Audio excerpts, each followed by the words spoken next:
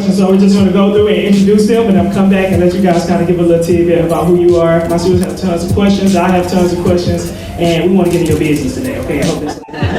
Okay, all right. First and foremost, I couldn't have done a media day without reaching back and kind of pulling somebody that I've known for a long time and seeing her grow in the music industry, which is extremely hard to do. But not only is she successful, she's hitting the numbers, and she's a business owner as well. Y'all make some noise right now for Miss C the God.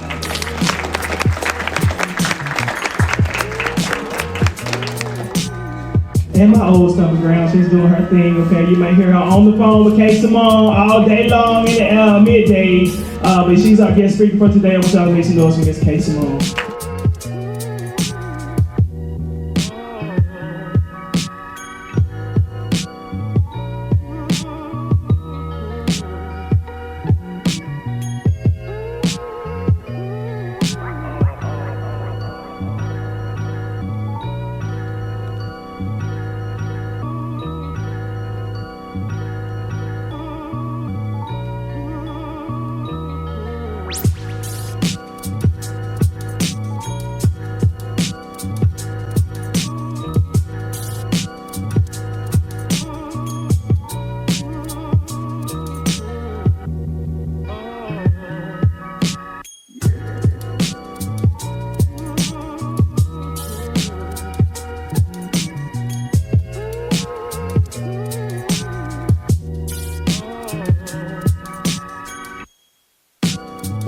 Entrepreneurs out here really taking over the city. I don't mean small clients, I mean big clients, and I mean great content, and people who are really passionate just about the craft, okay? So the owner of Plea brand, y'all make some noise right now for me.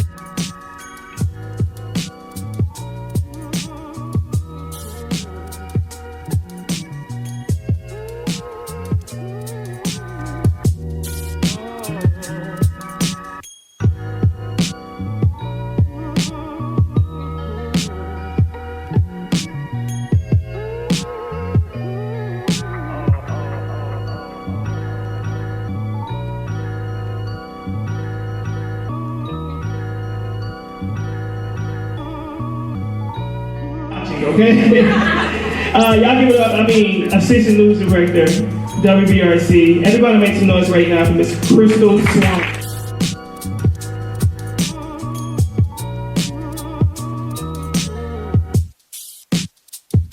We have two microphones on this side. I want you each to kind of go around and kind of tell them who you are, what do you do, who do you work for, what is that experience?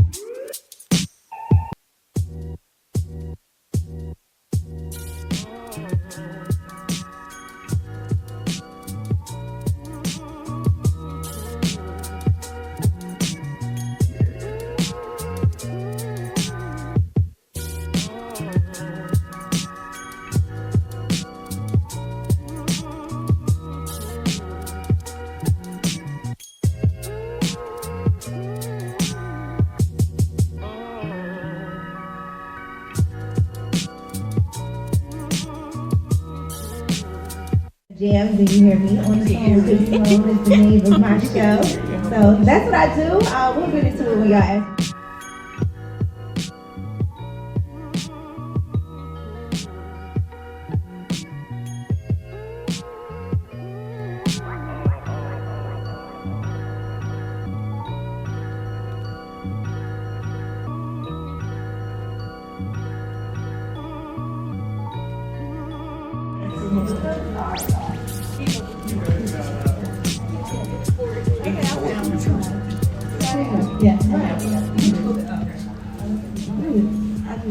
Teamwork, I like it. Thank you. Teamwork, that's what I'm here to talk about.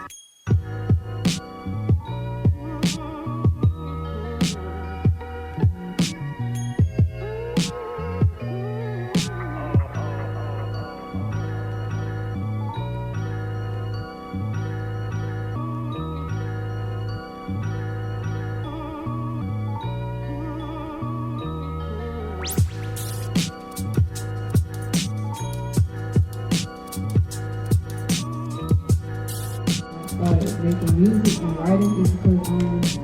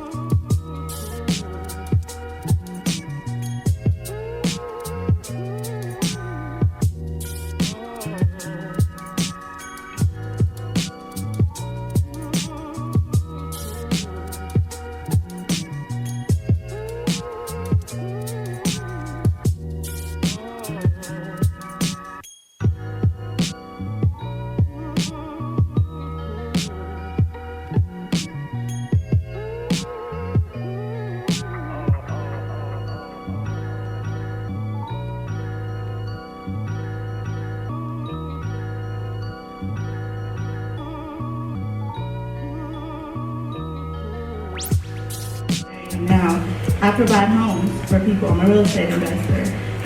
Even in my tax business, I get people in their houses. I want to see people flourish, and I'm here to serve. So literally, that's my why. I got into radio and into media to serve, to be a service to people. Okay, so my why, I would say also wanting to serve people as well and wanting to help people find answers. A lot of what we do.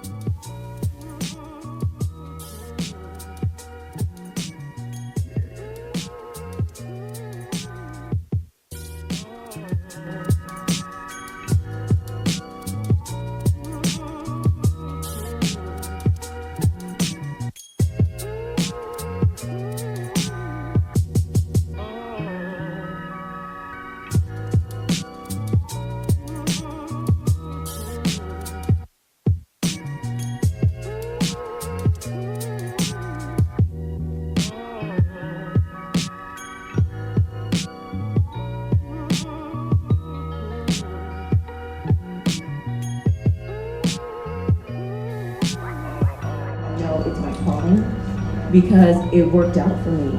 And when I look back, I realized I have been in the same spaces as people who have been in news. I'm from Maryland, so the DC market is where, I would watch TV. And I have been in the same spaces with some of these people I grew up watching, not knowing then that this would have been my path.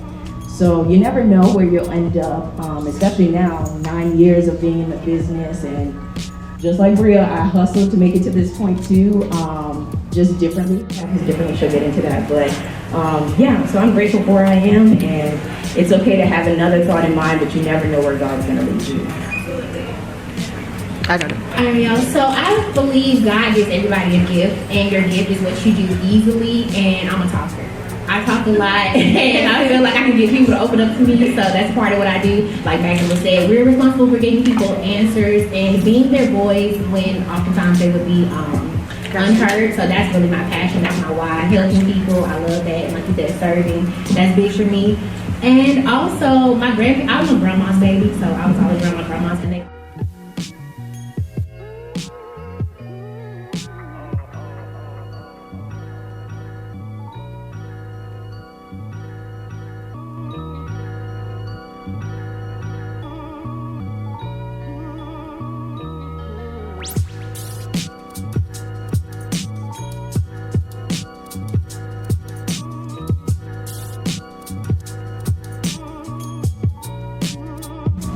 So I started Clea 9 years ago when I was in corporate working as an attorney.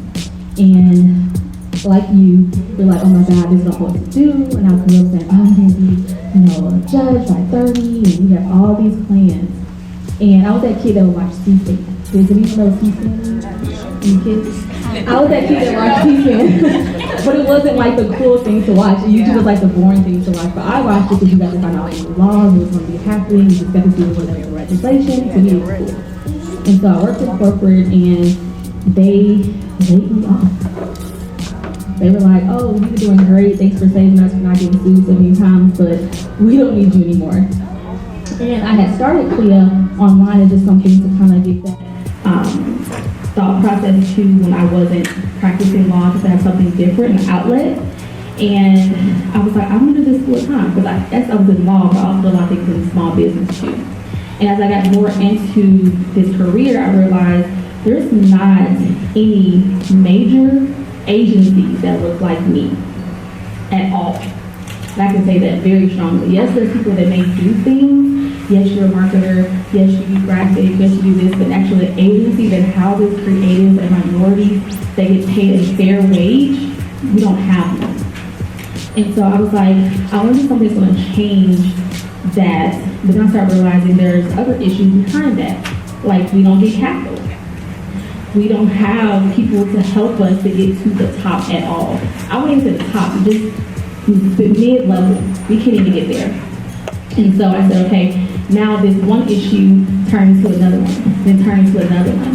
So it's very similar to like law, because you're helping either way, whether it's law or business, you're helping. And during this 9 years, I've seen tech companies start and go. I've seen creatives come into this market and leave. I've seen that are so blessed and have such great creativity. It's just hard. And in our society, we make it seem so easy. And so my why was to come in and try to build something that I had never seen, that I still haven't seen to this day. And that was 9 years ago I started, and 9 years later I still haven't seen it. And as we continue to build this, hopefully one day Clea will be that advocate to help maybe one of you start your agency and bring in more creatives and more minorities and more people that are amazing at what they do, but making sure they get paid what they're supposed to as well. So that's my why.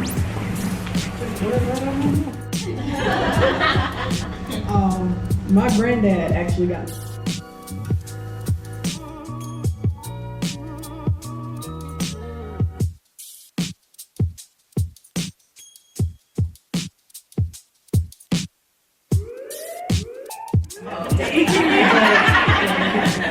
But I started there, but I did, like, I liked it, but it was something about it, it didn't click with me.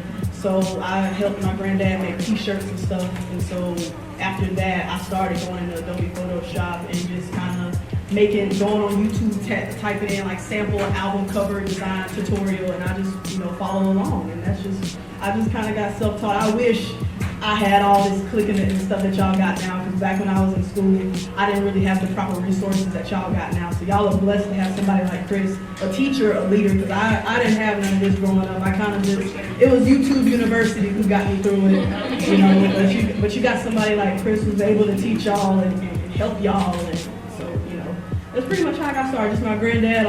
As far as what I do in the music industry, Lucy really gave me an open door to the hip hop industry. One of my good friends.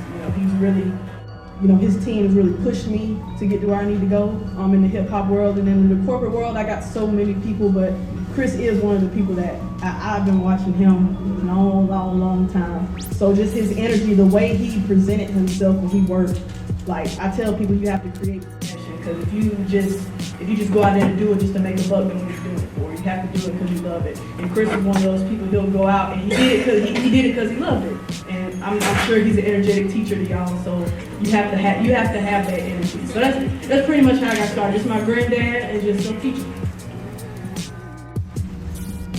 Why did I go into the news industry? It was really simple. To me, I got tired of the television telling me I lived in the hood. Like, I grew up in Birmingham, in West End, and every time I turned on the local news, it was like 2 people shot and black folks were bad. And I'm like, who said that? Who told you that? How we get here and why everybody always talking about us like we don't have something good to say? So I figured if they won't say it, I'll say it. And the easiest way to control the narrative is to take over the narrative. And so for me, the why was, you're not going to talk about me, my people, my community derogatory, negatively.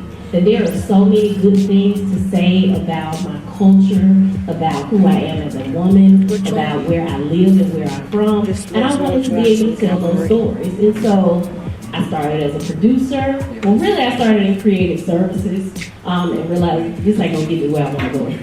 And I wanted to write. I never wanted to be on TV. These women are beautiful, and they put on makeup and dress real nice, and I don't have that kind of energy every single day. And they do it every day, rain, sleet, snow, in boots. Bria has on her little fanny pack, and she be running, and by the time she jump on TV, she beautiful. And I'm like, how she do that every day? But I never wanted to do that. But I understood that writing was really powerful. And I wanted to be a writer. I wanted to be a broadcast writer. And so marrying that why with a bunch of skills is how I got to where I am.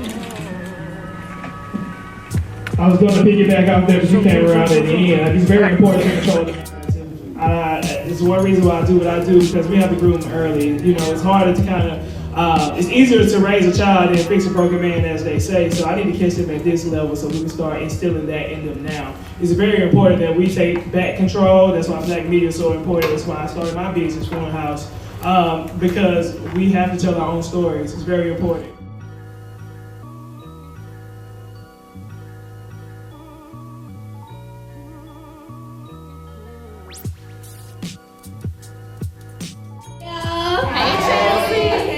Chelsea Gray, and I'll be kicking it off with the first question as a student. Okay, so my first question for y'all is, as a woman, it's already hard being in this industry. So my first question for y'all is, as a woman in this industry, what hardships?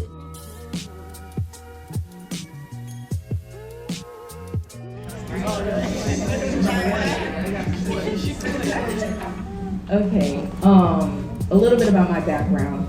So I'm Haitian as well. Dealing with the differences, culture differences. So it's not just even being a woman in general, but being a Black woman in this business, especially in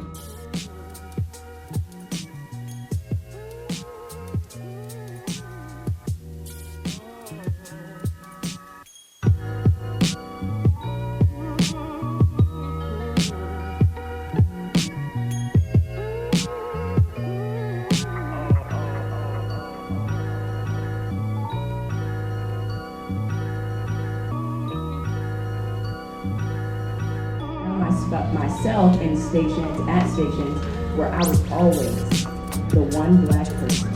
And I was ready to be back in a space with people that looked like me. So coming here has been grateful, but in that moment, I taught those people who didn't look like me, maybe thought differently when they would see me. Because you'll get the, oh wow, you speak well for a Black girl. They don't say those words, but that's what they mean.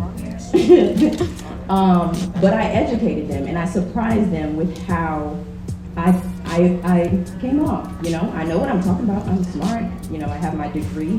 I've done my research. So trust me.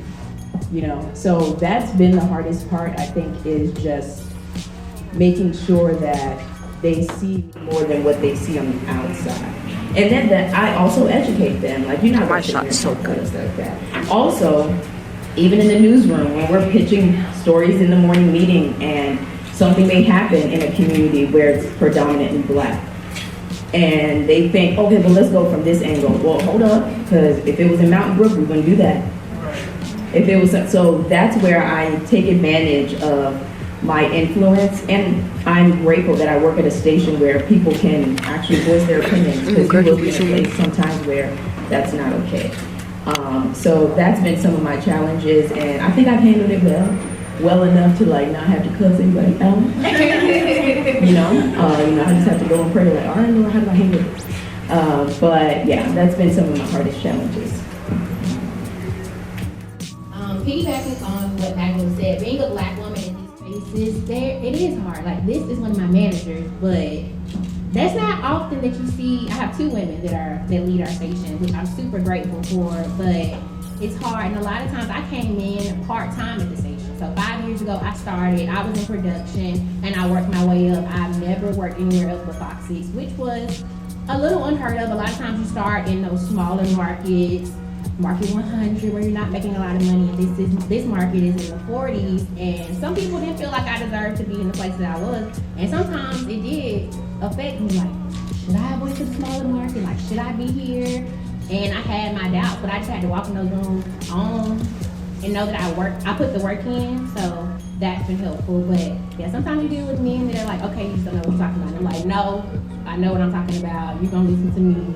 You just kind of have to walk in, be confident, and own the space that you're in, because God put you in that place for a reason. So just have to stick with it. But it is hard, and like Magdalene said, I've never had to cut anybody out.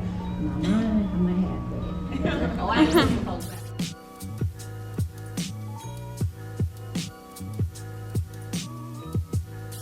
Okay, so let me tell you something. For me, yes, I do, absolutely. Yes, I do. I have a slick little mouth over here. But let me explain the difference though, because you guys are like news. Radio is different because it's a male-dominated industry. You get what I'm saying? So being in an industry with males, sometimes you got to deal with that male ego. All right, and I'm learning. Well, I wouldn't even say I'm learning. Dealing with the male ego, it's like, I don't want to disrespect you, you know what I mean? But you gotta respect me in my space. And what I've learned and understood, number one, is I'm not going over and beyond to prove anything to you. You're gonna respect me, you're gonna respect what I bring to the table, because I'm here, I deserve to be here. And the beautiful part about me and my stance is the confidence that I possess. You will respect my presence. And I will not accept anything less than that. And that's the cuts out that you did right there, okay? Yeah, I don't accept anything less than that. And the biggest thing is, the biggest obstacle, once again, is being in the male-dominated industry. You have to constantly prove yourself, right? You have to constantly prove that you deserve to be here. You gotta constantly prove, I deserve to move up the ladder. I came in as a board operator, or I came in as an executive producer. I came in this way, but I want this midday shift, or I want this afternoon drive. And it's a constant battle of trying to prove that you deserve it. And I got to a place and point in my career, it's like, you know what you want. You know what you're looking for. You know what you are accepting of. So I'm not gonna break my back and keep straddling this line of being the team player while you're taking advantage. We're not doing that. So you know what you want. I'm who I am. You accept me for who I am, or we just don't have a compromise at all. And that's what I have learned, not to compromise. And I don't compromise. I just piggyback on what she said. With the male-dominated industry, that's what it's like being in the music industry. All you got is like male rappers, and they expect for the females to just like, come in. I'm not really sure what I can and cannot say. You made a post about the promoters and stuff the other day. I felt some type of way. I definitely But that was never about Chris though, because one thing Chris do, he gonna promote his stuff. I tell you that he gonna post it all day and night. But yeah, in the male-dominated industry, like they expect the women to come in and just show off they parts and stuff. And I feel like we shouldn't have to do that. Like you shouldn't have to get on stage and be provocative. You feel what I'm saying? If you know what I'm saying without me having to say it as a woman, you feel what I'm saying? Then you know exactly like. You shouldn't have to do that. I feel like you should be able to go on stage and you feel dress exactly how you want to dress. You feel what I'm saying? And do what you do without having to take it behind and do all that extra stuff. Like it's cool, but everybody ain't comfortable with it. You feel like everybody don't want to see that, and it's like it's a little difficult trying to like break the door down, you feel what I'm saying, when they won't let you in, when you're not doing what they want you to do, but you gotta keep doing it and just stay strong, no matter what, just do it. Especially as females, because it's a little harder, like, it's harder for the black man too, but it's harder for the female too.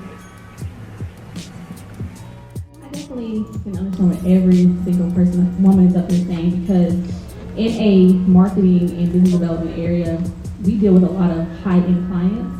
And when we try to work with our startups, we face actually just, they are mad at what other people have done to them, and they usually bring it to us.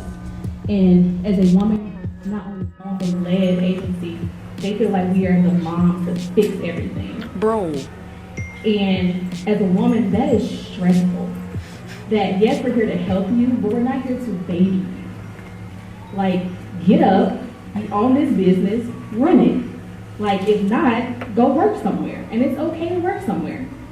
And when we say that, then it's like, oh my gosh, she's so mean, or she's so direct. And not only do I have, being a minority woman, I'm Black and Latina. So I get it from both ends of the spectrum. And I'm also not from Alabama, I'm originally from Indianapolis. And so moving here and living here, it's like, oh, well, you're not from here, so you don't get it. Or you need to pick a side. Are you going to identify as a Latina woman and help Latinas? Or are you going to identify as a Black woman and help Black women? And when you don't, now you're a villain. Yes, and then you feel isolated. And so, I'm not sure if anyone are friends with me, but I know Chris has probably noticed the last 2 years since I had my daughter, then it became another issue, because now you're a woman who has a child, and I chose to have a child by myself, which means I got artificial insemination. So I chose to have a child by myself because I had a limited time. So you would think women would be like, yay, you did it, it's great. No, I had 7 women business owners quit working with me. And so then it hurts, because you're like, I'm here to help other women so we can get to another level, and those same types of people are hurting you every single day. So you have to have some resiliency and some thick skin to be in the business world, to be a broadcaster, to do anything if you're going to be a woman. And that does not mean you become rude and mad and evil and become a victim.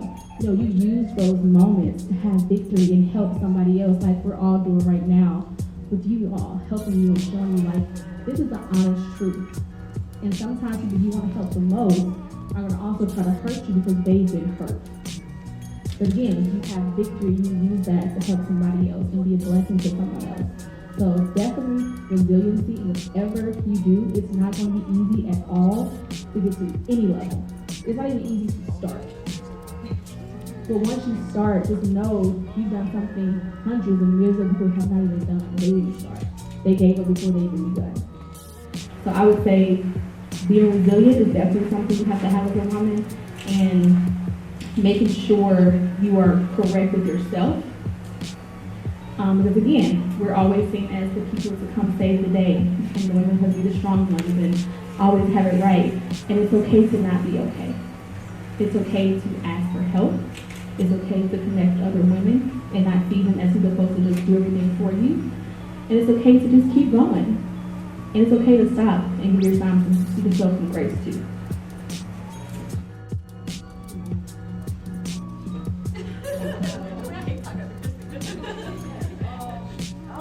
Piggybacking after all of y'all.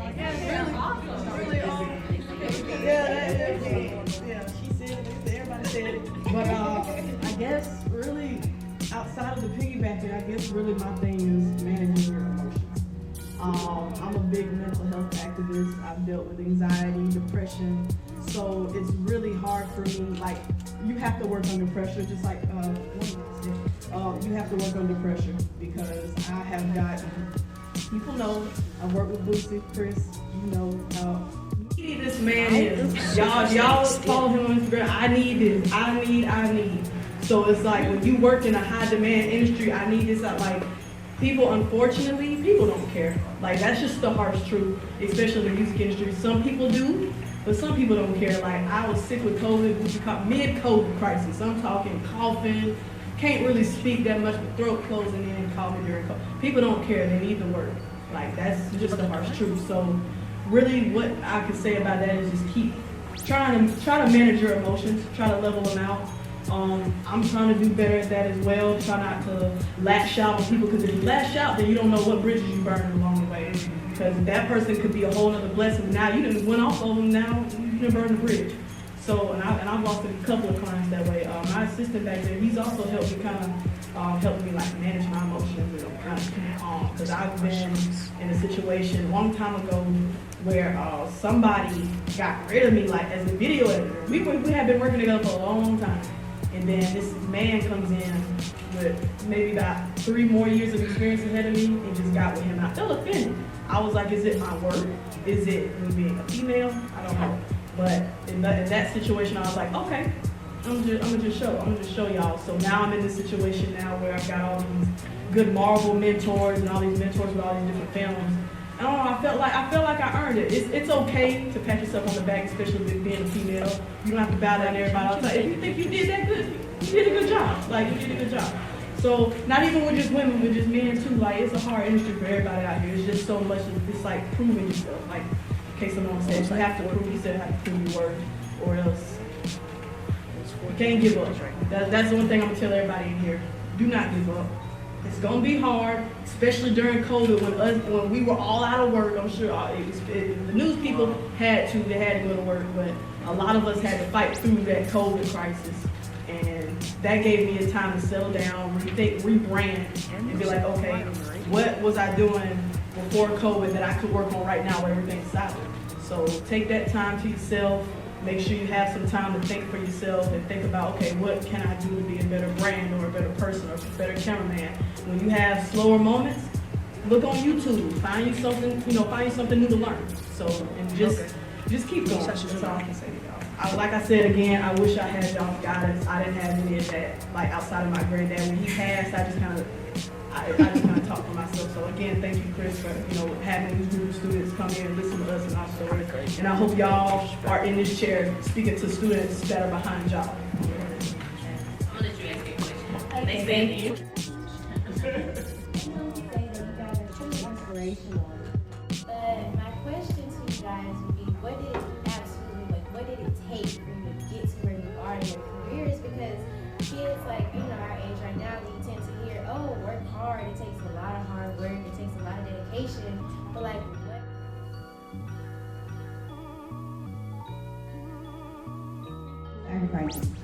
Sacrifices, boundaries, set boundaries. Okay. I can say for sure and I get what you're saying, because I hate the cookie cutter, mediocre, dream it, you believe it, you can achieve it. I hate that, right? Because it really takes the sacrifices, okay? I can tell you for sure, I was in college and I had my first radio job while still in college, right? And I was doing radio and I was a promotions assistant at that time. And I also held other jobs being a promotion assistant. I was actually bringing up groceries at the commissary on the Navy base in Virginia Beach. And then when it was time for me to say, okay, I'm graduating, I'm in this market in Virginia Beach, I don't even know, I think it was like Market 32 at the time, and I'm sitting here, and the biggest thing was I was really excited to be working at this radio station, because it's like, damn, I'm working with the same people I grew up listening to. Reality check. I'm working with the same people I grew up listening to. What does that say? It says that, you know what is my odds of really growing here? You guys been here since I was in Pampers. Okay, so can I really make it here? No. So now, what do I do now? Because this ain't gonna work. I can't stay here. So what is the next step? My father was like, well, you know what? Come up north, market yourself to the top 10 markets. So coming up north was Pennsylvania. You have Philly, you have Jersey, you have DC, you have New York, right? And I decided, you know what? I'm gonna do that. Yeah, let's do it. Let's rock out. Well, key thing I did not know. Once you're in the business, you're in. You can move. When you leave, it's so hard to get back in. Right? So that was lesson number 1 for me. Don't leave. Move. Like, use the people around you to have them use you, you know? Have these people move you like pawns, okay? That's what you do. You use them the way they use you. That's it, that's all, right? So I got out, I left the station I was working for. I went to Pennsylvania. It took me a year to land the job in Philly after having a whole year of interviews in New York, in DC, in Jersey. I mean, I was all over the tri-state. You understand me? In everything. I took the job in Philly. It was only a part-time job, but I was working full-time hours for $10 an hour. Thought I was doing something because my first job was $7.15 an hour. You understand me? It was only minimum wage at that time. So I thought I was definitely killing, right? No, okay? No ma'am. So I'm in Philadelphia. I'm like, okay, I'm here. But these are the things that I want. I want to be on air. I have a boss that hired me as a a board operator. That was my job. But that's not what she hired me for. She hired me to be her executive producer.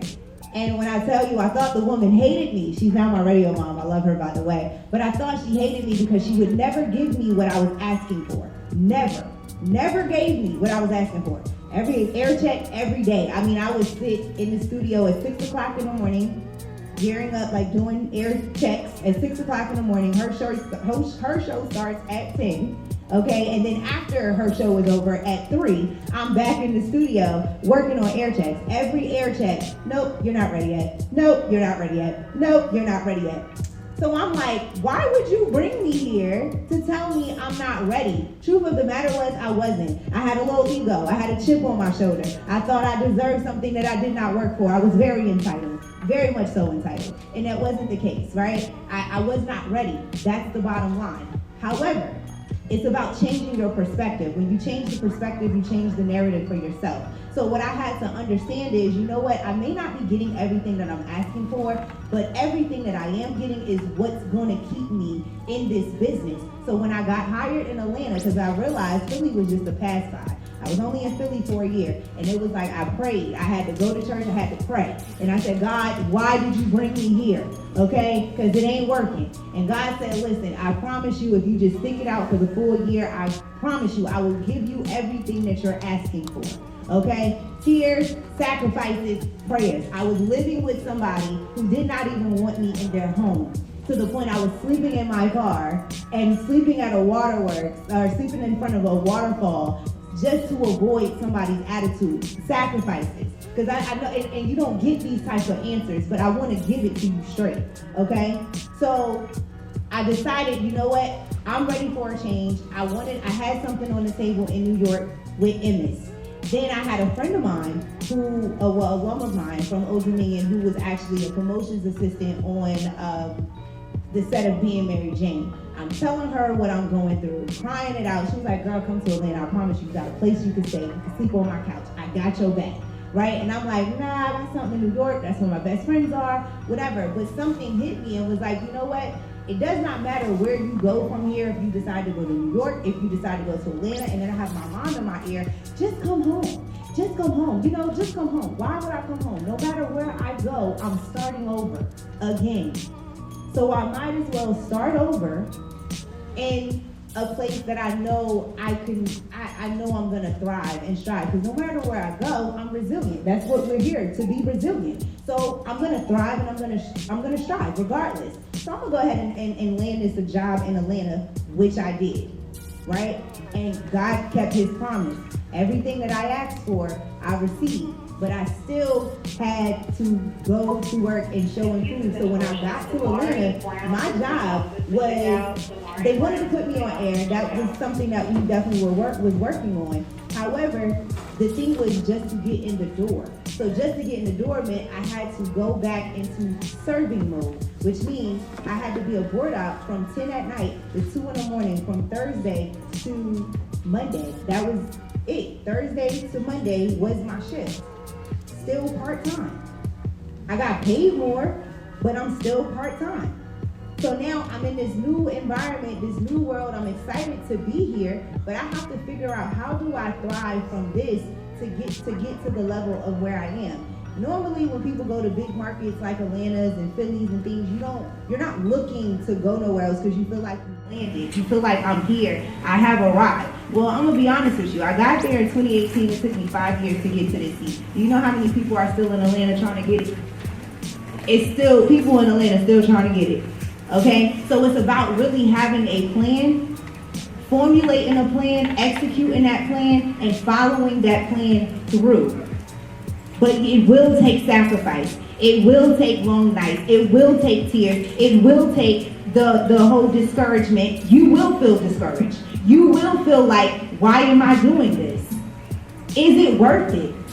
And there are going to be moments in your career where the curtains are going to pull back, and you're going to see like, damn, this is really what I worked for. So that's what it takes, though. But how bad do you want it? That's your question. How bad do you want it, and why do you want it? So there you go.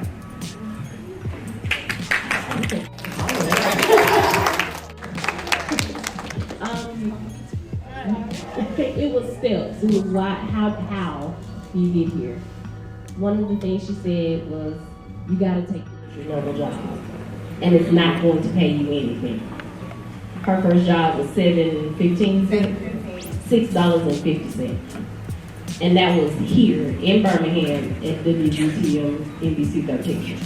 And it was literally the most humbling job because I knew I wanted this. I knew for a fact that I wanted this.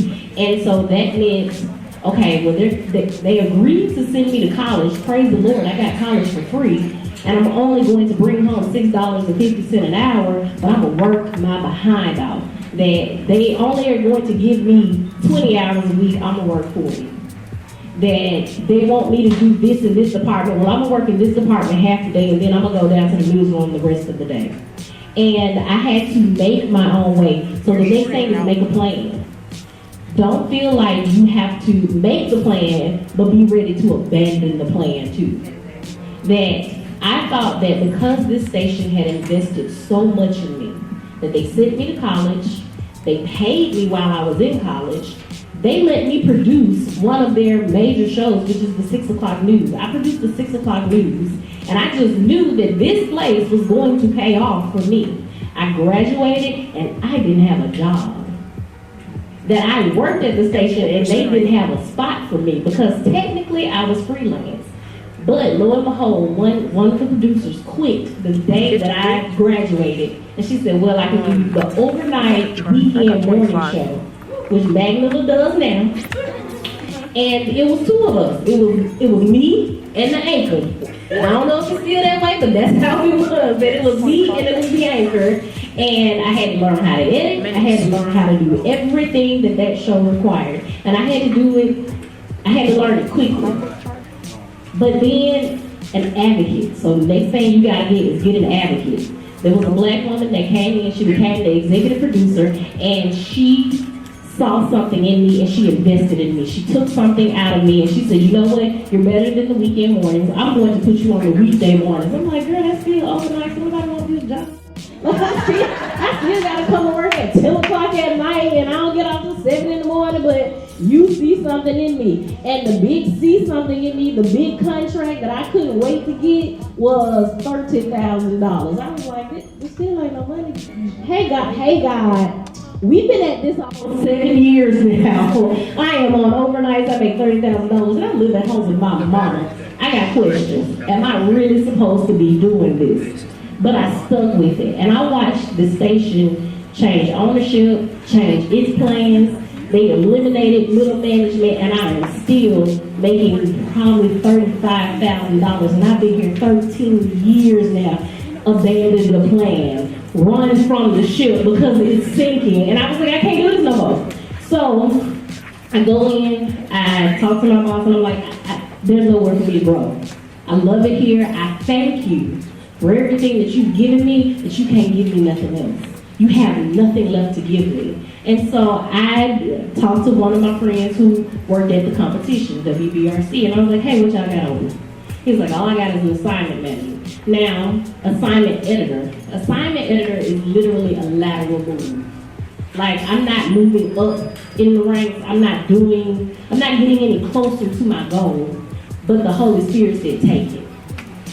I took the job. It's $10,000 more than what I was currently making. So I'm like, okay, I got a little change now.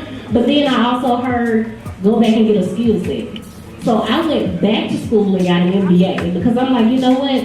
I worked through the recession of 2008 and I realized that art don't move without money. And one of the things that your company is going to want from you, and I don't care what industry or what you can, it doesn't matter what your company does, they're going to always want to be profitable, and they want to do it off of your back. So if you're not profitable, if you're not helping them make a profit, if you don't know what it takes to be profitable in whatever industry you're in, you're out the door.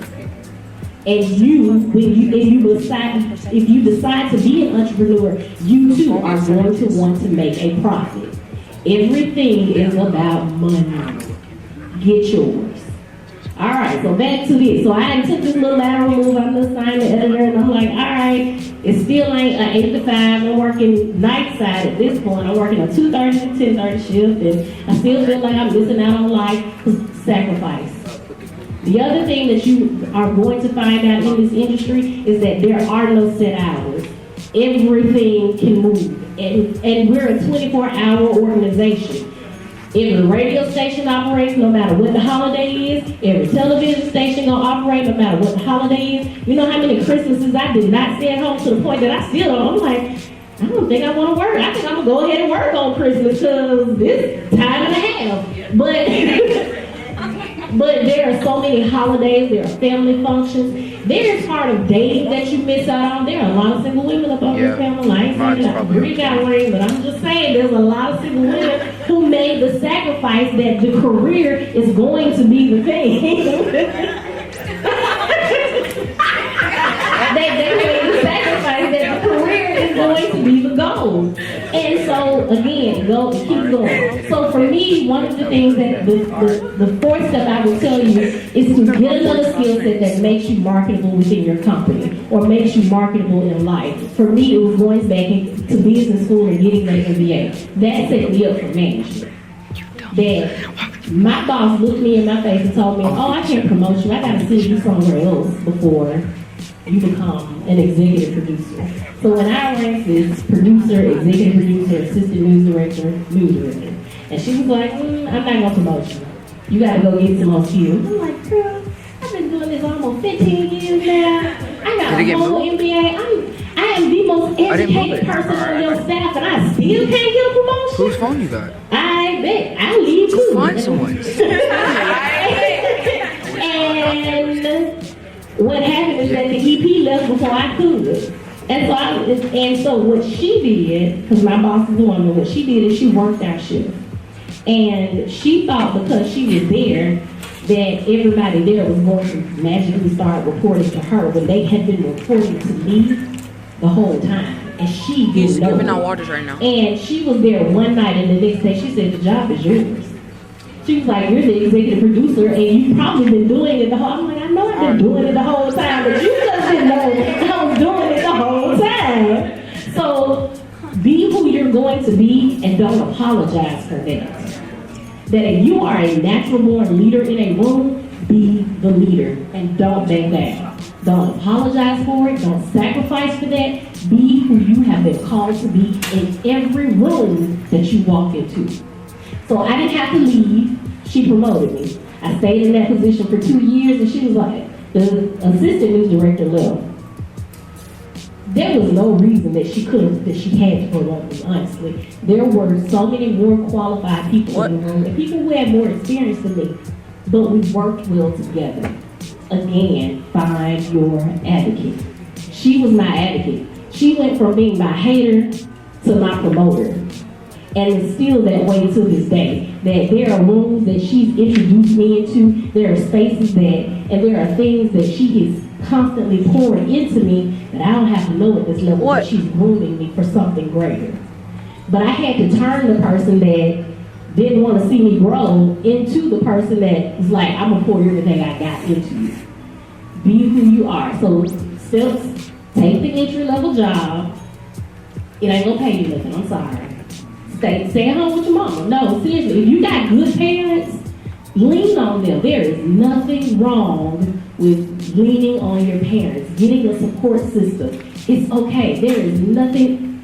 Don't let anybody tell you, oh, you 18, you gotta get an apartment. Stay at home. Stay at home, y'all. I promise you. I stayed at home until I was almost. Adulthood is ghetto. And I ain't signed up for it. We didn't ask for this, but here we are. But take the entry-level job. Be who you are in every space that you are in. Find an advocate in every space that you're in, and watch yourself grow.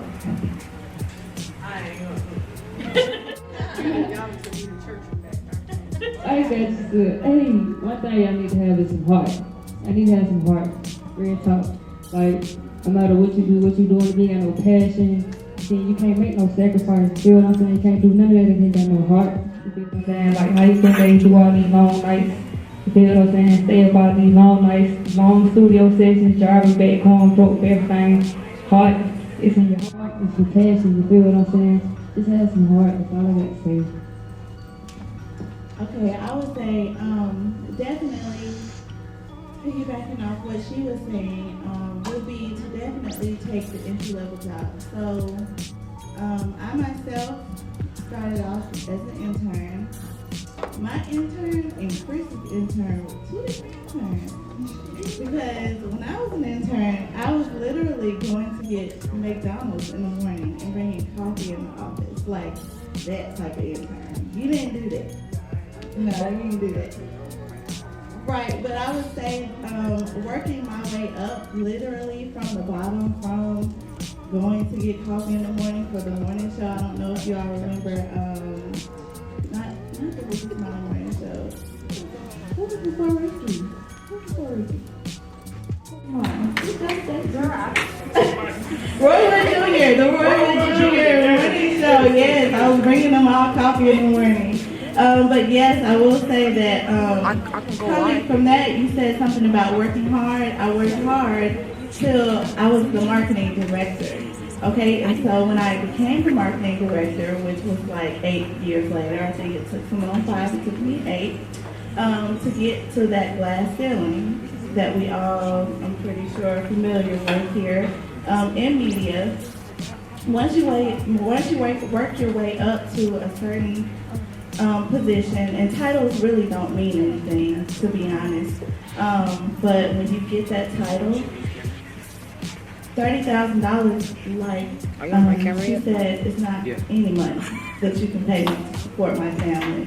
And I did have a family. I was a young mom. I had my daughter when I was 19. And so I had to not only like make a way for myself, but I had a daughter to take care of too. And so that's when I had to pray, sacrifice everything that I had. Literally, when I left the radio station, I didn't have anything. I had broken up. I was in an abusive relationship. I had left him. So me and my daughters were sleeping somewhere in somebody's couch. Who knows? We was just outside. Okay, literally. But I say that to say, where I am now, none of that would be possible if I didn't have my start, which was me going to get the coffee, learning that procrastination is not an option. Okay, that was a big thing that I had to learn. I used to procrastinate. I would be like, I'll do it tomorrow. I have a long list of stuff to do. I'll do it later. I'll do it tomorrow. Anytime. B Money, I don't know if y'all remember him. It was before your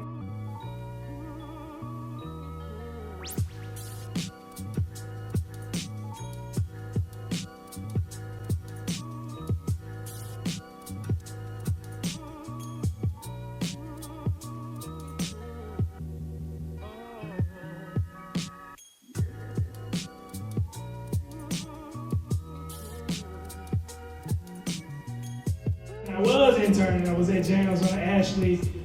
The girl literally had every day detailed out to what was going to get done on Monday, what should be done on Tuesday, what we're doing on Wednesday, and it really made everything flow very well. We knew exactly what we were supposed to do when we came in. So it's funny to hear you say that because you were very detail oriented, even not now in your personal business as well.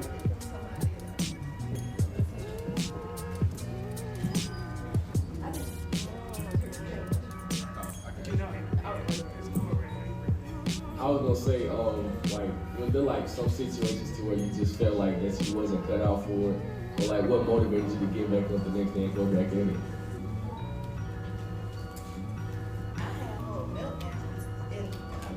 I had whole meltdowns in my boss's office, literally crying tears like, why can't we do this? And we need to be doing this and that and the other.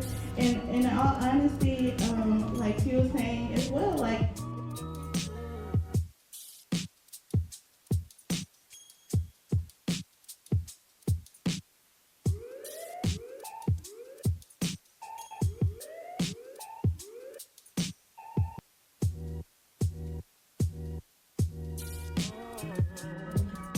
Days that you thought that you was like going to get there and like you had minor or major setbacks, like what just motivated you to get back up the next day and go back in it? So I started off as what they call a multimedia journalist, which means I did everything by myself. I was my camera person, I was a reporter. I had to post my own story to the website, cut the video for that, edit my story, and get it all on air by 5 o'clock. And stand in front of the camera and go live. You'll see, obviously, when we're on camera, we're wearing makeup, we look so pretty. A lot of things happened behind the scenes before we did that. And we were probably stressed. And I MMJ probably, always, it's news, especially when you're on a deadline and your top story. 5 years I was in MMJ, and I got to a point I was like, I can't do this anymore. I was a bureau reporter. My last month was Lynchburg, Virginia, and I was covering 5 counties by myself, and I felt like my station didn't appreciate me. I was the first bureau for that station, so the station was in Roanoke. It's about an hour away from Lynchburg, and this was a new position. The way my news director got me, I'm from Maryland, I'm from the DMV, right? I was in Idaho. I started off in Pocatello, Idaho. So that answer to your question too, the sacrifices, be okay with going far and leaving home. I had to. My parents were like, what you mean you can't get a job in Virginia? I said, if it was meant to be, it was meant to be. I would get the job, but I didn't. I had to go to Pocatello, Idaho. Ain't never heard, I mean, I've heard of Idaho, but I ain't never shot.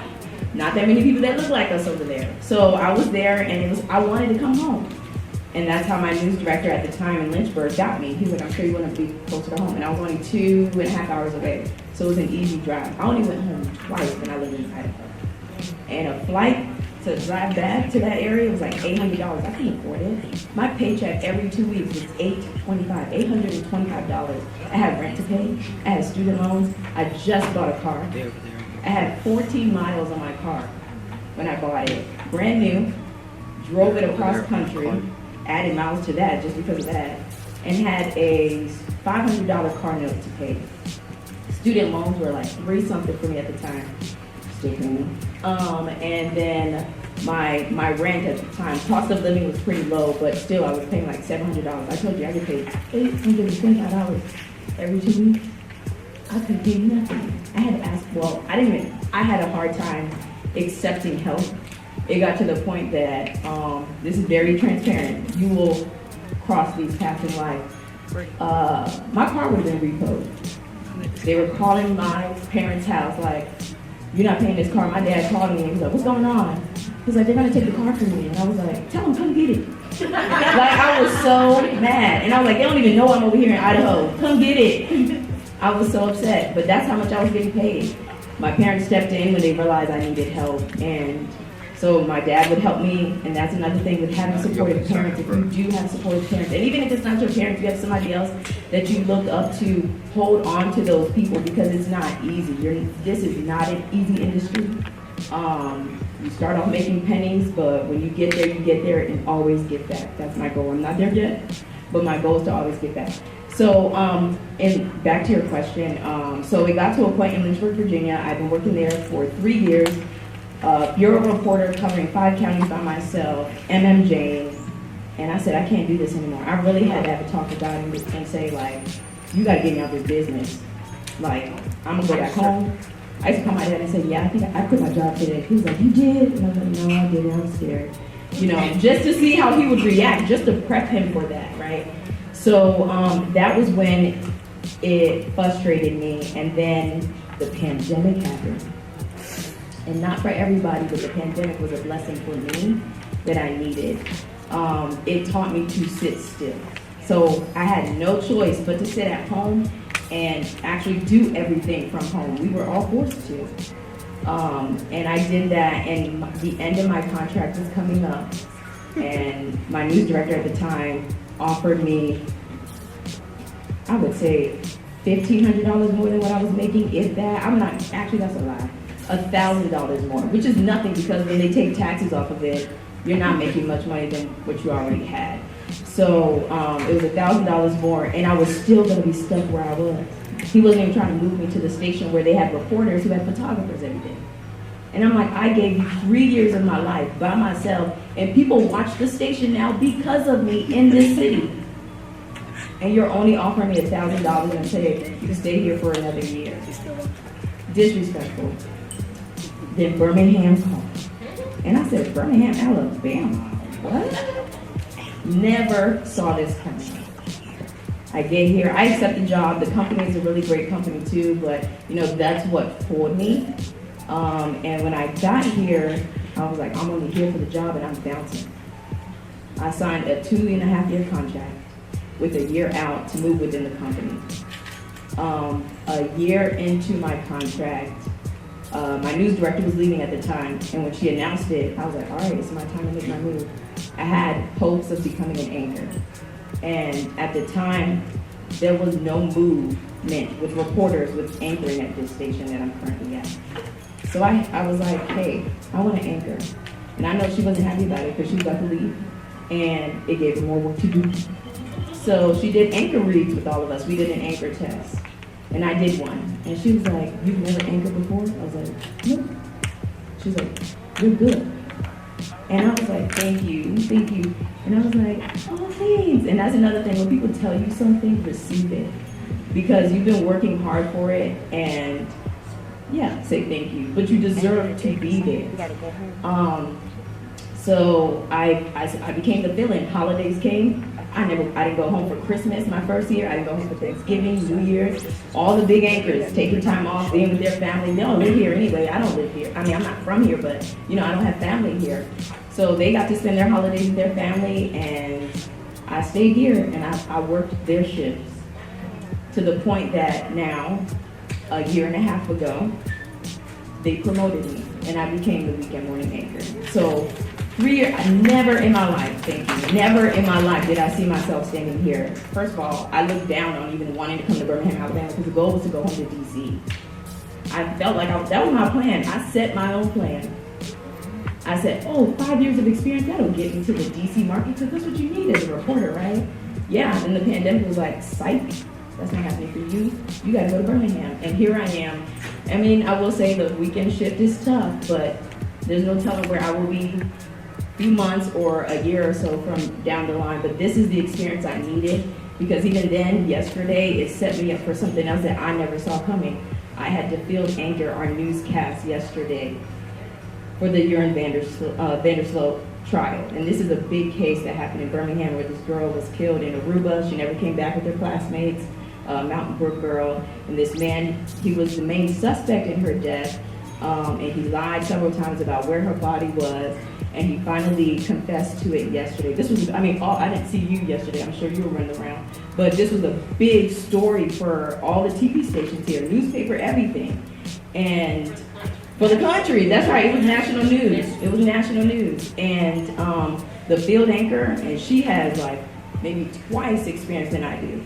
She was supposed to be doing it. She got caught up in an interview, wanting to interview the mom, doing a one-on-one. I was supposed to go home yesterday. So I field anchored it in the 11 o'clock newscast because, you know, she had to be ready to leave. And I was like, okay, I come out, I interview the reporter who's in the courtroom. We have a good set or whatever. And then it was 2:30, after 2:30. Our shows start at 4 o'clock. I'm just shooting stuff, like my angle was to just talk to people who came to support the family and put a story together, but I wouldn't have been live that day. So I was supposed to go home early. After 2:30, my manager, my assistant news director calls me and she says, the field anchor can't leave because she's still waiting to do an interview with the mom. It's after 2:30, our show starts at 4 o'clock. There's no time for her to put that together and still feel anchored and read someone else's writing and still look good on TV doing it. She said, you gotta do it. I was like, what? I was like, me? So I walked off and I was so pray about it. I was like, Lord, please guide me. I really need help with this. I know you've been preparing me for years, but I just gotta step up and do it. And I field anchored the 4:30 show, or the 4, 5, 6, and 6:30. Never done it before. But even in the moment, I was like, it felt natural. And I was like, wow, like, I'm really good at what I do. And it's okay to say that. It's okay to say that. I prepared myself for this. So had I given up 3, 4 years ago in Lynchburg, knowing that I was carrying a camera around by myself all the time, and somebody, looked down on me and was like, you can stay there. We don't need you to come over here. I would not be where I am today. So that was my breaking point. Can I piggyback off of that though? Yeah, I was actually going to get into your tidbits with the students as well. So you can answer this one. We're running out of time a little bit. Answer this one, and then please, by all means, pour into the students as much as you need to. After this, we're going to break up, do some interviews and stuff real quick. But yeah, so we'll start with you, trying to get to Well, I just wanted to piggyback off of you because that's amazing. And the beautiful part is, it feels like, when it starts to feel like, why am I doing this? Why am I here? When it starts getting hard and it starts getting tough, that's when you know the breakthrough is about to come. That's when you know the breakthrough is about to come. So whenever it starts to feel like, why? And you start to feel unappreciated, undervalued, and you know you've worked so hard to be where you are, the moment that doubt starts to come in is the moment that I can honestly say, the breakthrough is right there. It's really right there. So I can say, I think we all felt that we've all been on the verge of giving up, but right at the moment that we were ready to give up, the breakthrough happened. Yeah.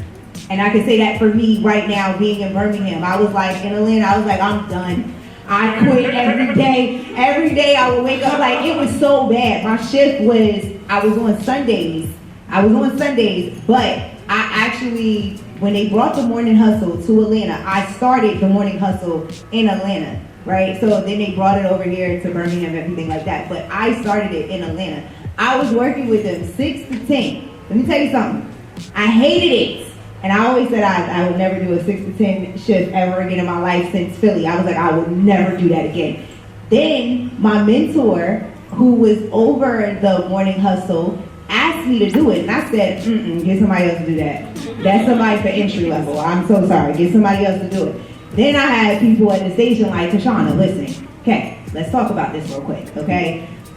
This is your mentor. Look at the odds. Like, you can produce, like, you can literally do all their sweepers. You can write these things out. These are things that you can put on your resume. You don't got to do it long. Just do it, right? And I was like, you know what? Well, it would be nice to have my day to myself at 10 o'clock. I could go give me another job. I could go shopping. I could go out and do whatever I want to do. So, yes, let's do it. Let's sign up for it. Well, let me tell you, when I signed up for it, okay, a week and a half later, my boss called me. Not even my boss, actually. My boss told me I had it. His boss called me and said, hey, listen, nothing against your skill set. We found somebody more suitable for the position. What ended up happening was they were about to get rid of their midday talent, and they used the girl to come in to take the morning shift that I was doing to get the midday personality out the way. I saw the play coming a mile away. That's another thing. When you come into these rooms, look at the board. Okay, look at the board so you know how to play. So when you are getting stepped over and looked over, you don't take it personal, because you will get stepped over and you will get looked over.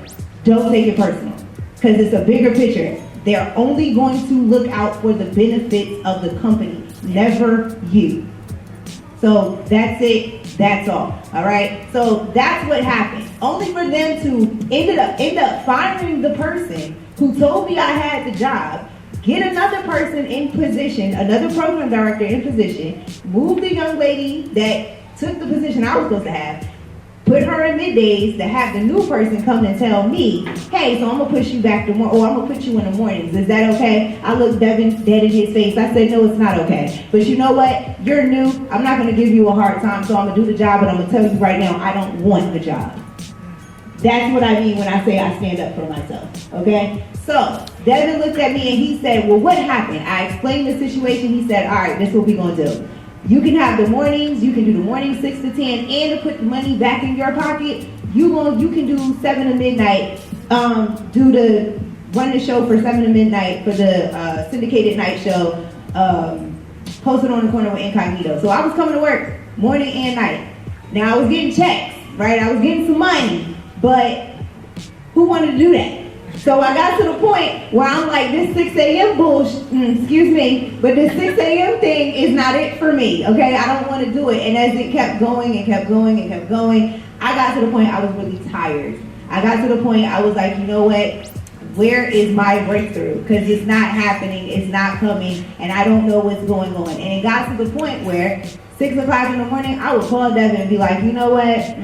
I ain't gonna make it in today. And I was actually okay with saying I'm not gonna make it in today.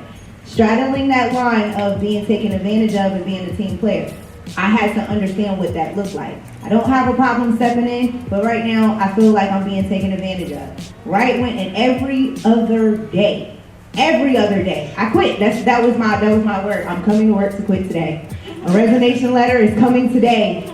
That's it, right? And then the executive producer for the Morning Hustle, Lonnie, he came in and he was like, listen, I know you want to give up, but you can't. You're still here. You got to keep pushing. You got to keep going. You can't give up. Like, you just can't. So I'm still, even in the midst of me trying, like, even in the midst of me ready to give up and ready to go, it was something that was there, like, all right, I'm pushing past a capacity that I have reached. I pushed past it. Literally, the day I said, F this, I'm done. Well, I got the call from Birmingham. Literally. Like, literally. So, when you feel like it is time to give up, just know your breakthrough is right there. That's it. Ladies and gentlemen, y'all make some noise.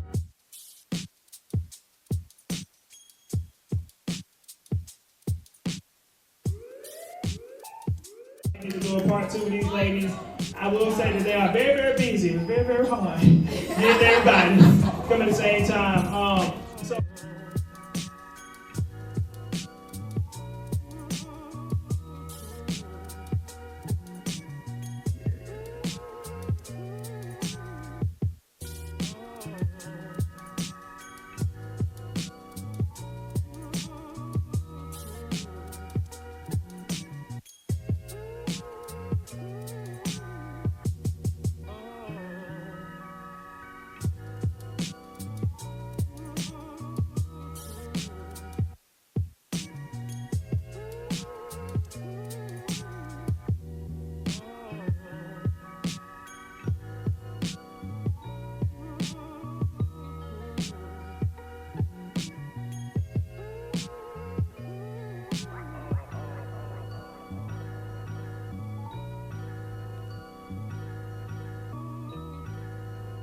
teaching for me. But we're not done, so let's get started. Chelsea, Corey, go ahead. You guys choose a person you like envy right now. Michael, Corey, please do the same for me, right? Let's come to Shelly's camera too. Look, come here. Why did you look? And she was like, oh, these people being cool with today. Oh, you saw me?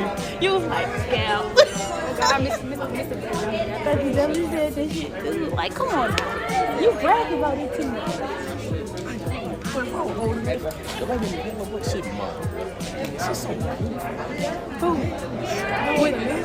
Who? I could not make eye contact. She was trying to look at me while she answered. I couldn't do it. I phoned. God, I phoned. Who are you talking about? This lady right here with this yellow blazer on.